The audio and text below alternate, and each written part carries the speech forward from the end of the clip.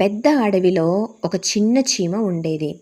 ఒకరోజు అది ఆహారం కోసము తిరుగుచుండగా సడన్‌గా మరి వాతావరణం అంతా కూడాను నల్లటి మబ్బు చేత కమ్ముకొని ఉన్నది. ఆ సమయంలో భారీ వర్షం మొదలైంది.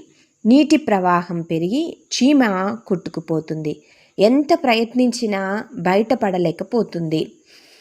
ఆ సమయంలో మరి దేవునికి మొరపెడుతూ, దేవుని సన్నిధిలో ప్రార్థిస్తూ ముందుకు కొనసాగుతుంది.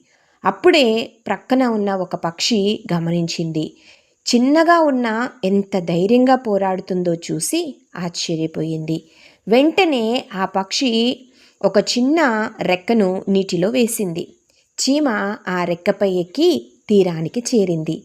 చీమ పక్షిని ధన్యవాదాలు చెబుతూ, మీరు లేకపోతే నేను బ్రతికేదాన్ని కాదు అంది. పక్షి నవ్వుతూ, నా సహాయం కాదు, దేవుడే నీ పక్షమున ఉండి మరి నన్ను పంపించి ఉన్నాడు అని చెప్పి ఆ యొక్క పక్షి సమాధానం చెప్తుంది.